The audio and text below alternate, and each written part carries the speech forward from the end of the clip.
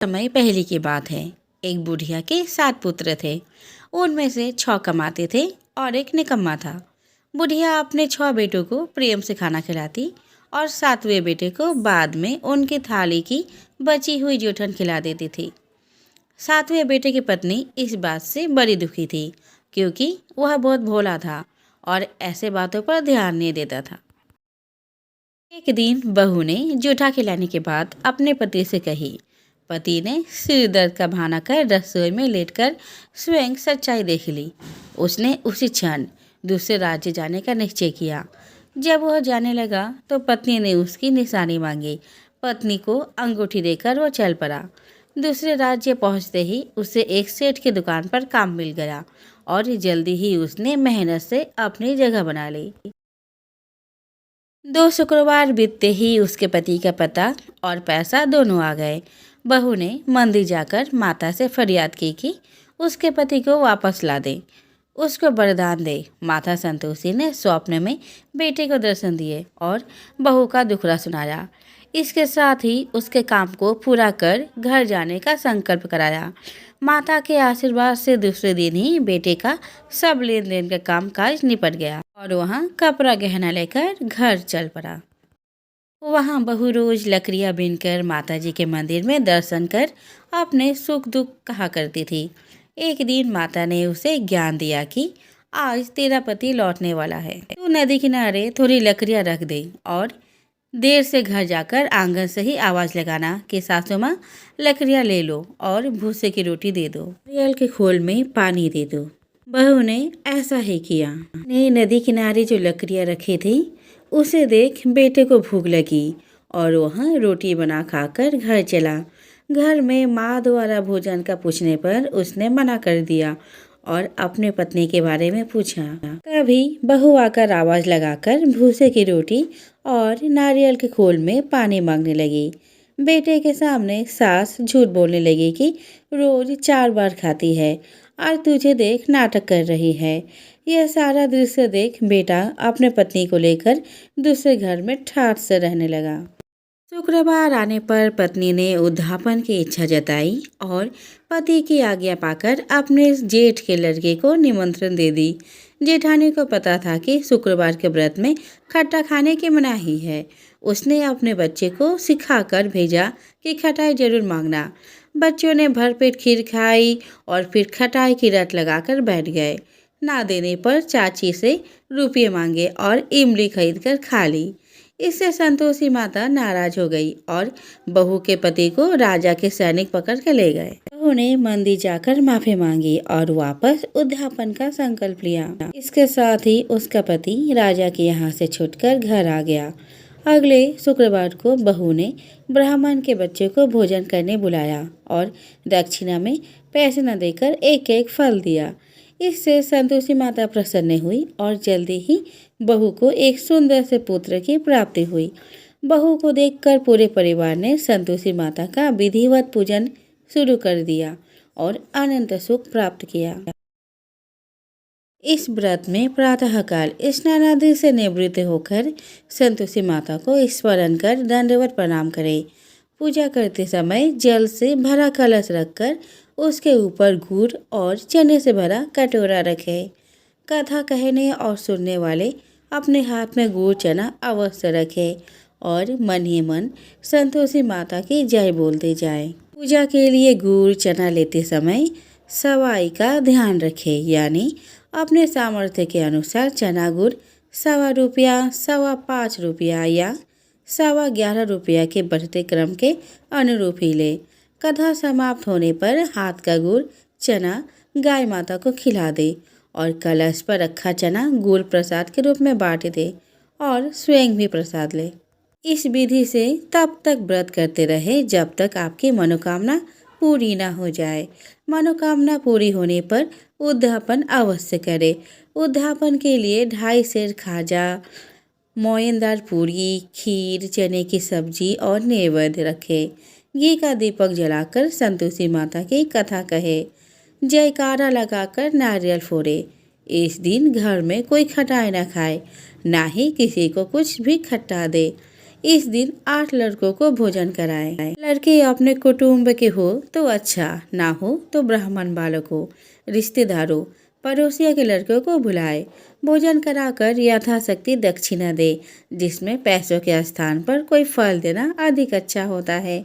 इस तरह विधि पूर्वक पूजा उद्यापन से घर में संतोषी माता की कृपा सदैव बनी रहती है। इस प्रकार है। एक नगर में रहने वाले पुरुष ने हाल ही में विवाह किया था। उसके विवाह के 2 दिन बाद ही उसकी पत्नी मायके चली गई थी। वह पुरुष अपने पत्नी को मायके से लेने के लिए कुछ दिन बाद गया, परंतु वहां पर पुरुष के ससुराल पक्ष ने उसे समझाया कि बुधवार के दिन विदाई करना शुभ नहीं माना जाता है। इसके बावजूद वह पुरुष नहीं माना और जिद कर अपने पत्नी को विदा कर लाने लगा। जैसे ही वह दोनों पति पत्नी नगर के थोड़ा पास पहुंचे, पत्नी को तेज प्यास लगी। इसके लिए वह पुरुष एक लोटा लेकर थोड़ा आगे पानी की तलाश करने चला गया। उसकी पत्नी वही पेड़ के नीचे प्रतीक्षा करने के लिए बैठ गई। जब कुछ समय बाद वह पुरुष पानी लेके वहां पहुंचा, तो उसने देखा कि उसकी पत्नी किसी के लोटे में पानी पीते हुए हंस हंस कर बातें कर रही है। यह दृश्य देख उस पुरुष को बहुत क्रोध आया। क्रोधित होते हुए वह जैसे ही अपने पत्नी के पास पहुंचा, तो उसके पैरों तले जमीन खिसक गई। हैरान करने वाली बात थी कि उस आदमी का शक्ल हूबहू उस पुरुष के जैसे ही थी। पत्नी भी दोनों को देखकर चौंक गई और सोच में पड़ गई। दोनों हूबहू शक्ल के पुरुष के बीच झगड़ा होने लगा। पास के नगर के लोग वहां आ गए और बहुत भीड़ एकत्रित हो गई। इतना ही नहीं, वहां सिपाही तक आ गए। हम शक्ल पुरुषों को देख सिपाही भी हैरान हो गए, जबकि पत्नी को तो कुछ ही नहीं आ रहा था। सिपाही ने उस स्त्री से पूछा कि बताओ, इनमें से तुम्हारा पति कौन है? वह स्त्री दुविधा की स्थिति में पड़ चुकी थी। अपनी परेशानी के हल के लिए उस पुरुष ने भगवान शिव का अच्छे मन से ध्यान किया और बुधवार के दिन अपने पत्नी को विदा कराकर लाने के लिए क्षमा याचना भी की। भोलेनाथ ने पुरुष की गलती को क्षमा किया और उसके बाद वह दूसरा पुरुष खुद ब खुद अंतर्ध्यान हो गया। इस तरह दोनों पति पत्नी हंसी खुशी अपने घर को लौट गए और बुधवार के प्रदोष व्रत का नियमपूर्वक पालन किया। तभी से यह बुधवार की कथा प्रचलन में है। किसी राज्य में राजा बिंदुसार राज किया करते थे। राजा बिंदुसार के विवाह चंदन नगर के राजकुमारी से हुई थी। राजकुमारी 11 माता की बहुत बड़ी भक्त थी। राजकुमारी बहुत ही शालीन स्वभाव की और धार्मिक स्त्री थी। अपनी मानवता के गुणों से उसने सारे प्रजा का दिल जीत ली थी। लोग उन्हें बहुत ही इज्जत एवं मान सम्मान देते थे। कुछ दिन बीते तो रानी की एक सुंदर सी कन्या पैदा हुई। प्यार से राजा ने उसका नाम वैशाली रखा।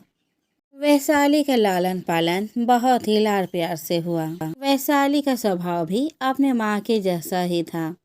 कुछ दिन बाद रानी की मृत्यु हो जाती है, पर मृत्यु से पहले वह अपनी 7 वर्षीय बेटी से कुछ राज की बात बताकर जाती है। राजा ने कुछ महीने बाद एक विधवा राजकुमारी से शादी कर लेते हैं। नई रानी स्वभाव से बहुत ही निर्दयी एवं स्वार्थी होती है। उसकी बेटी चंद्रा, जो उसके पहले पति की संतान थी, वह भी स्वभाव से अपने माँ के जैसे ही थी। वह वैशाली से बहुत जलती थी, क्योंकि वैशाली बहुत ही सुंदर थी और हर कोई उससे बहुत प्यार करता था। वैशाली हर एकादशी को वह निर्जला व्रत रखती और वह दिन में सिर्फ एक ही बार खाना खाती थी। पर चंद्रा और उसके मम्मी ऐसो आराम में अपनी सारी अच्छाई भूलती जा रही थी। ऐसे ही कई वर्ष बीत जाते हैं। वैशाली और चंद्रा अब जवान हो जाते हैं। राजा को उनकी विवाह की चिंता होती है। राजा हर राज्य में खबर फैला देते हैं। जो भी राज्य का राजकुमार आता, वह चंद्रा को छोड़ वैशाली को ही पसंद करता। चंद्रा यह देखकर बहुत चिढ़ती थी, इस जलन के कारण एक बार तो वह जहर वाला लड्डू वैशाली को खिला दी थी, पर ग्यारस माता ने उसे बचा ली। एक बार तो उसने वैशाली को छल से तालाब में ढकेल दिया, पर ग्यारस माता की कृपा से वह दोबारा बच जाती है। प्रतापगढ़ के राजकुमार का दिल वैशाली पर आ चुका था। प्रतापगढ़ के राजा ने अपने राजकुमार के लिए वैशाली का हाथ बिंदुसार से मांगा। राजा बिंदुसार बहुत खुश हुए, पर चंद्रा और उसकी माँ हिंसा से जल भून गई। वह वैशाली को मारने का साजिश रचने लगी। चंद्रा वैशाली को शादी के लिए तैयार करने के बहाने उसके पास गई। बातों ही बातों में उसने वैशाली से पूछा कि हर इंसान का मृत्यु का कोई न कोई कारण तो होता है। क्या तुम्हें पता है तुम्हारी मृत्यु कैसे होगी? वैशाली बहुत ही भोली थी। उसने अपनी माँ की कही गई वह राज की बात बता दी।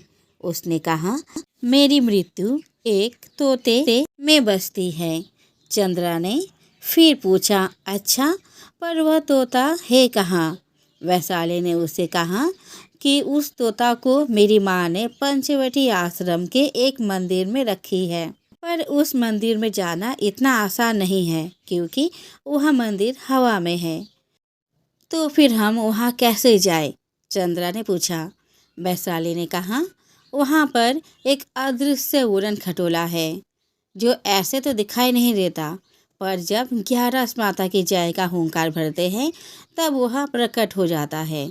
तब उस पर चढ़कर हम उस मंदिर तक जा सकते हैं। इधर शादी का मंडप सज गया। शादी का रस्म शुरू हो गई। मौका पाकर चंद्रा की माँ तोता को ढूंढने पंचवटी चली गई। शादी की आधी रस्में संपन्न हुई ही थी कि चंद्रा की माँ को तोता मिल जाती है और वह उसे वहीं पर मार देना चाहती है। पर जैसे ही चंद्रा की माँ तोता को छूने जाती है, तोता एक अंगूठी में बदल जाता है। चंद्रा की माँ वह अंगूठी को लेकर घर आ जाती है और आकर अपनी बेटी चंद्रा को पहना देती है। इस घटना के होते ही वैशाली मूर्छित हो जाती है। सारे लोग आश्चर्यचकित हो जाते हैं कि आखिर हुआ क्या, क्यों वैशाली मूर्छित हो गई। लोग वैशाली को उठाकर बिस्तर पर लेटा देते हैं। समय का फायदा उठाकर चंद्रा की माँ ने राजा से कुमार और चंद्रा के विवाह का बात करती है, जिससे बाराती भी खाली ना जाए और घर का इज्जत भी बच जाए। राजा को यह बात अच्छी लगती है और चंद्रा के साथ राजकुमार का विवाह कर देते हैं। चंद्रा की विदाई हो जाती है। बाराती के जाने के बाद ही महल में सन्नाटा छा जाता है। तभी राजा को अपनी पहली बीवी की आत्मा दिखाई देती है। रानी ने आकर राजा को बताया कि वैशाली के शरीर को जलाना मत, इसे पुरानी महल में रख देना और यह बात किसी को मत बोलना। इतना बोलकर ही वह अदृश्य हो जाती है। राजकुमार चंद्रा को अपने पत्नी के रूप में स्वीकार नहीं कर पाते हैं। एक दिन वह नाराज होकर घोड़े में सवार होकर महल से बाहर चले जाते हैं और मन ही मन वैशाली के बारे में सोचते रहते हैं। तभी वह सामने एक महल को देखते हैं। महल के चारों तरफ बहुत ही रंग बिरंगे फूल खिले होते हैं। राजकुमार कौतूहलवश उस महल में प्रवेश करते हैं। जब अंदर जाते हैं वो चकित हो जाते हैं कि महल के अंदर राजकुमारी सोई होती है। राजकुमार वहीं बैठे बैठे कुमारी के जागने का इंतजार करते हैं और जैसे ही शाम होता है राजकुमारी वैशाली उठ खड़ी होती है। सामने राजकुमार को पाकर वह चकित हो जाती है और रोने लगती है। राजकुमार के पूछने पर वह सारी बात बता देती है कि कैसे चंद्रा और उसकी सौतेली माँ ने उसे मारा। राजकुमार वहीं पे रात गुजार देते हैं। इस तरह दिन बीतते जाता है और कुछ दिन बाद वैशाली गर्भवती होती है। वह 11 माता से प्रार्थना करती है कि हे 11 माता, मेरा प्रसव पीड़ा दिन को ना हो, रात को हो, क्योंकि दिन को तो वह मूर्छित रहती है। इस तरह 9 महीने बीत जाते हैं, लेकिन अचानक राजकुमार को शहर जाना पड़ता है, जिसकी वजह से रानी अकेली महल में रहती है। ठीक उसी समय उसे प्रसव पीड़ा होने लगता है। 11 माता स्वयं प्रकट होकर राजकुमारी वैशाली का प्रसव कराती है। राजकुमारी बहुत प्यारी बेटी को जन्म देती है। ग्यारस माता ने उस बच्चे का नाम एकादशी रखती है क्योंकि वह एकादशी तिथि को जन्म लेती है। इतने में राजकुमार भी आ जाते हैं। ग्यारस माता को देख वह आत्मविभोर हो उठते हैं। ग्यारस माता को वह दंडवत प्रणाम करते हैं। ग्यारस माता बोलती है कि जो अंगूठी चंद्रा के हाथों में है, उस अंगूठी को अगर वैशाली के हाथों में पहना दिया जाए तो वैशाली हमेशा के लिए जीवित हो जाएगी। यह बोलकर ग्यारस माता अदृश्य हो जाती है। 3 साल बाद एक बार चंद्रा महल के बाहर अपने दासी के साथ टहल रही थी। तभी वहां राजकुमार को घोड़े में सवार होकर कहीं जाते देखा। वह दासी के साथ राजकुमार की पीछा की। उसने देखा कि वह एक महल में प्रवेश कर रहे हैं, जहां पर एक छोटी सी बच्ची उछलती हुई राजकुमार की गोद में उठ जाती है। चंद्रा यह सब कहानी अपने माँ को बताती है।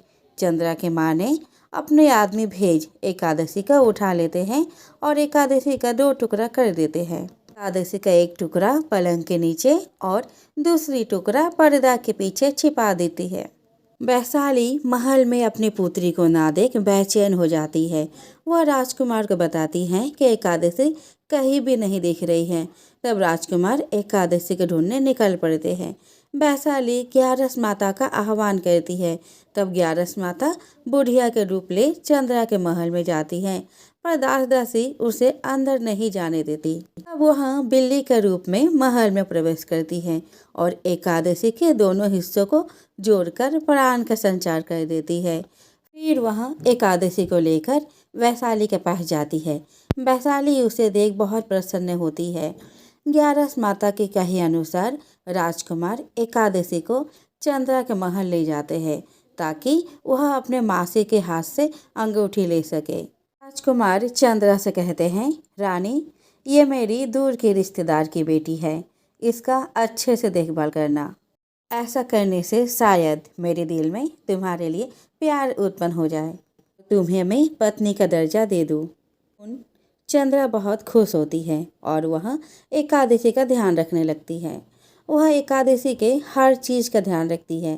एक दिन एकादशी चंद्रा की अंगुली में पहनी अंगूठी को लेने की जिद कर बैठती है। चंद्रा पहले तो मना कर देती है, पर राजकुमार से प्यार पाने की लालसा में वह अंगूठी उसे दे देती है।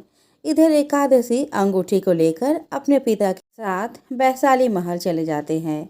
वैशाली उस समय मूर्छित रहती है। जब राजकुमार वैशाली को अंगूठी पहना देते हैं, तब वैशाली दोबारा जीवित हो उठती है। राजकुमार वैशाली और एकादशी को लेकर पिता बिंदुसार के पास जाते हैं और सारी बात बताते हैं। बिंदुसार ने चंद्रा और चंद्रा के माँ को दंडित कर जेल खाने में डलवा देते हैं और राजकुमार और वैशाली से माफ़ी मांगते हैं। ग्यारस माता की कृपा से वैशाली की भाग्य जाग जाते हैं। तो बोलो ग्यारस माता की जय। कार्तिक महीने में एक बुढ़िया माई तुलसी जी को सींचती और कहती है, हे तुलसी माता, सत की दाता, मैं तेरा बिरला सींचती हूँ। मुझे बहू दे, पीताम्बर की धोती दे, मीठा मीठा घास दे, बैकुंठ में बास दे, चटक की चाल दे, पटक की मौत दे, चंदन का काठ दे, रानी सा राज दे, दाल भात का भोजन दे, ग्यारस की मौत दे, कृष्णा जी का कंधा दे। तब तुलसी माता यह सुनकर सूखने लगी तो भगवान ने पूछा कि हे तुलसी, तुम क्यों सूख रही हो? तुलसी माता ने कहा कि एक बुढ़िया रो जाती है और यही बात कह जाती है, मैं सब बात तो पूरा कर दूंगी, लेकिन कृष्णा का कंधा कहाँ से लाऊंगी? तो भगवान बोले, जब वो मरेगी तो मैं अपने आप कंधा दे आऊँगा, तो बुढ़िया माई से कह देना। जब बुढ़िया माई मर गई, सब लोग आ गए। जब माई को ले जाने लगे तो वह किसी से ना उठी। तब भगवान एक 12 बरस के बालक का रूप धारण करके आए। बालक ने कहा, मैं कान में एक बात कहूँगा तो बुढ़िया माई उठ जाएगी। बालक ने कान में कहा, बुढ़िया माई मन की निकाल ले, पीताम्बर की धोती ले, मीठा मीठा घास ले, बैकुंठ का बास ले। पीताम्बर की धोती ले, मीठा मीठा घास ले, बैकुंठ का बास ले, चटक की चाल ले, पटक की मौत ले, कृष्ण जी का कंधा ले। यह सुनकर बुढ़िया माई हल्की हो गई। भगवान ने कंधा दिया और बुढ़िया माई को मुक्ति मिल गई। तुलसी माता, जैसे बुढ़िया माई को मुक्ति दी वैसे आप सबको देना। एक समय की बात है, एक ब्राह्मण दंपति की कोई संतान नहीं थी, जिस कारण वो बेहद दुखी थे। एक समय ब्राह्मण वन में हनुमान जी की पूजा के लिए गया। वहाँ उसने पूजा के साथ महावीर जी से एक पुत्र की कामना की। घर पर उसकी स्त्री भी पुत्र के प्राप्ति के लिए मंगलवार का व्रत करती थी। वह मंगलवार के दिन व्रत के अंत में हनुमान जी को भोग लगाकर ही भोजन करती थी। एक बार व्रत के दिन ब्राह्मणी ने न भोजन बना पाई और न ही हनुमान जी को भोग लगा सकी। उसने प्रण किया कि वह अगले मंगलवार को हनुमान जी को भोग लगाकर ही भोजन करेगी। वह भूखी प्यासी 6 दिन तक पड़ी रही। मंगलवार के दिन वह बेहोश हो गई। हनुमान जी उसकी निष्ठा और लगन को देखकर प्रसन्न हुए। उन्होंने आशीर्वाद स्वरूप ब्राह्मणी को एक पुत्र दिया और कहा कि यह तुम्हारी बहुत सेवा करेगा। बालक को पाकर ब्राह्मणी अति प्रसन्न हुई। उसने बालक का नाम मंगल रखा। कुछ समय उपरांत जब ब्राह्मण घर आया तो बालक को देख पूछा कि वह कौन है। पत्नी बोली कि मंगलवार व्रत से प्रसन्न होकर हनुमान जी ने उसे यह बालक दिया है। ब्राह्मण को अपनी पत्नी के बात पर विश्वास नहीं हुआ। एक दिन मौका देखकर ब्राह्मण ने बालक को कुएं में गिरा दिया। घर लौटने पर ब्राह्मणी ने पूछा कि मंगल कहाँ है। तभी पीछे से मंगल मुस्कुराकर आ गया। उसे वापस देख ब्राह्मण आश्चर्यचकित रह गया। रात को हनुमान जी ने उसे सपने में दर्शन दिए और बताया कि यह पुत्र उसे उन्होंने ही दिया है। ब्राह्मण सत्य जानकर बहुत खुश हुआ। इसके बाद ब्राह्मण दंपति प्रत्येक मंगलवार को व्रत रखने लगे। जो मनुष्य मंगलवार व्रत कथा को पढ़ता या सुनता है और नियम से व्रत रखता है, उसे हनुमान जी की कृपा से सब कष्ट दूर होकर सर्व सुख प्राप्त होता है और हनुमान जी की दया के पात्र बनते हैं।